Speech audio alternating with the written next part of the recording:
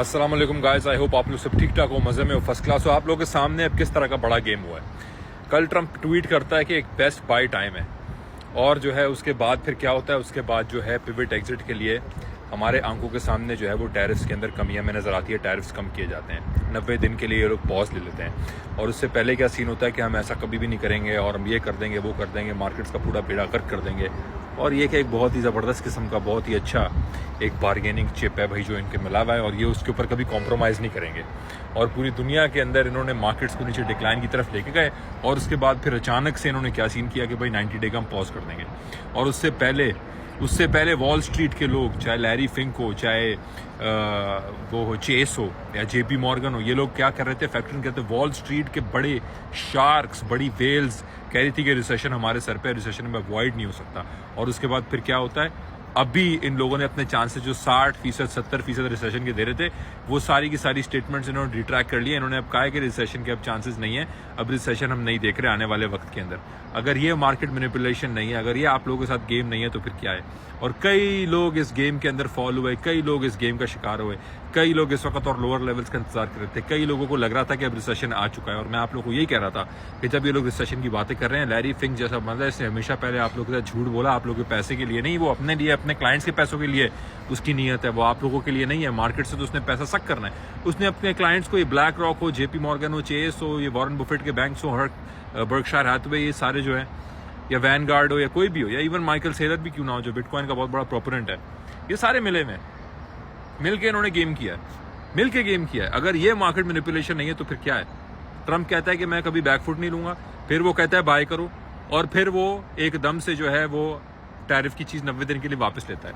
उसके अलावा जो दूसरी मेजर चीज है, 3 दिन पहले जो है वॉल स्ट्रीट जर्नल ने पोस्ट किया था कि 90 डे पॉज आएगा, और उसके बाद उन्होंने वो पोस्ट रिट्रैक्ट कर लिया। तो ट्रंप ने बोला था कि ये हम लोग ये फेक न्यूज़ है, ये गलत है, मैंने ऐसा कुछ भी नहीं कहा 3 दिन पहले। तो आप सोचो कि वो 3 दिन पहले खबर लीक थी और वो सच्ची खबर थी, और झूठ बोला ट्रंप ने, झूठ बोला इसकी एडमिनिस्ट्रेशन ने, झूठ बोला लैरी फिंक ने, झूठ बोला इन बिग मनी ने, झूठ बोला इंस्टीट्यूशंस ने, झूठ बोला इन सब ने, झूठ बोला वॉल स्ट्रीट ने, झूठ बोला बैंक्स ने, इंस्टीट्यूशंस ने, गवर्नमेंट ने, झूठ बोला इन सब लोगों ने कि हम लोग रिट्रैक्ट, ये फेक न्यूज़ है और हम लोग जो है इसको नहीं मानते। और उसके बाद वही चीज़ हुई और वही चीज़ की। अगर आज ये चीज़ें आपकी आंखें नहीं खोलती तो फिर मुश्किल ही है। बहुत कुछ हो चुका है, अब बहुत कुछ हो चुका है। अगर आज हम नहीं जागते तो फिर बहुत मुश्किल है। अगर आज हमको ये समझ नहीं आती कि हमारे पास सिर्फ हम है, अल्लाह की ज़ात है, तो फिर बड़ा मुश्किल है। मुझे आप गालियाँ दो और दो, मजीद दो, कोई मसला नहीं है। अप्रैल मिड का पिवट एग्जिट का आप लोगों को बोला था, अप्रैल मिड, मार्च एंड अप्रैल, ठीक है, एक हफ्ता में लेट हो गया, कोई बात नहीं। लेकिन ये टैरिफ की चीज़ आप लोगों के सामने किस तरीके से एक मैनिपुलेटिव डंप हमें दिया गया, इन्होंने उसको और एक्सटेंड कर दिया ताकि इनके दोस्त और ख़रीद सके। क्या पता ट्रंप ने देखा हो उस वॉल स्ट्रीट जर्नल की न्यूज़ के बाद कि किस तरीके से मार्केट्स रैली लेना शुरू हो गई थी, तो उसने उसको रिट्रैक्ट किया। उसने बोला एक और आखिरी चांस दो अपने दोस्तों को ख़रीदने का, और वो दोबारा चांस मिला इनको। अगर आज हमें समझ नहीं आता कि हमारे साथ ये क्या गेम कर रहे हैं, क्या गेम खेल रहे हैं, तो बड़ा मुश्किल है कि हमें कभी इस बात का समझ आए, बड़ा मुश्किल है हम कभी इस चीज़ को देख पाएँ। और जो बंदा आपको दिखा रहा होता है, समझा रहा होता है, बता रहा होता है आप लोगों को सामने, शोर मचा के आप लोगों को समझा रहा होता है, उस बंदे को आप लोग चाहे कुछ भी कहें, करें तो वो जो आपके लिए फ़ायदेमंद हो, करें तो वो जो आपके लिए फ़ायदेमंद हो। मेरा तो फ़ायदा कोई नहीं है ना, डिब्बा जिन्होंने कर लिया उनका फ़ायदा उनकी अपनी जेब में, उन लोगों के लिए है ना, मेरा तो नहीं है। बुल रूम के अंदर जितने भी हमारे बुल रूम के रिक्रूट्स हैं, जितने बुल रूम के वासी हैं, वो जानते हैं किस तरीके से हमारा बुल रूम चल रहा है, किस तरीके से हमारी ट्रेड सेट हो रही है। जितने भी एक्टिव इन्वेस्टर्स हैं बुल रूम के अंदर, अल्लाह का शुक्र अल्हम्दुलिल्लाह 90% के लगभग हमारी एक्यूरेसी चल रही है। और ये 90% मैंने हवा में नहीं बोला, मैंने 90% हवा में नहीं बोला, ये अल्लाह की देन है और ये सच है। और ये ग्रुप मेंबर्स आके यहाँ बता सकते हैं।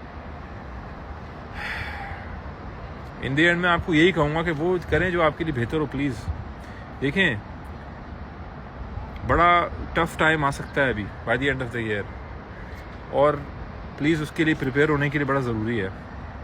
वो टफ टाइम जो है वो आपके बच्चों की स्कूल की फ़ीसों से लेकर, आपकी नौकरी से लेकर, ग्रॉसरीज से लेकर, हर चीज़ पे इफ़ेक्ट हो सकता है। और ये हुआ है ऐसा पहले भी कई दफ़ा, और जो लोग उससे इफ़ेक्ट होते हैं साल रिकवर नहीं हो पाते।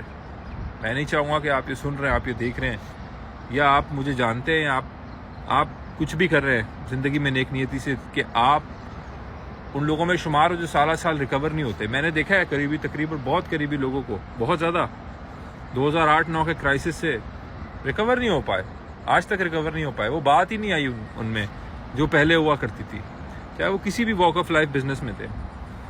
तो मैं नहीं कह रहा 2008-9, लेकिन बहुत बड़ा बबल है इस दफ़ा, बहुत बड़ा है। जितना बोलूँगा उतना अफसुर्दा होऊंगा, आप लोगों को करूँगा, लेकिन फैक्ट्स फिगर पे बात कर रहा हूँ, कुछ नहीं कर रहा। उसी हिसाब से आप लोगों को बता रहा था, आप लोगों के सामने कि ट्रंप टैरिफ रंबल जो हुआ ये क्या है। अब बाकी जब ईयर एंड से पहले ऑफ कोर्स वीडियोस इंशाल्लाह अल्लाह ज़िंदगी दे, सेहत दे, सब कुछ दे, मैं बनाता रहूँगा, आप लोगों को ज़रूर अपडेट करता रहूँगा जो भी डेवलपिंग सिचुएशन होगी। लेकिन आप लोगों के सामने है भाई ये सब। खैर, अल्लाह बेहतर करे, आमीन।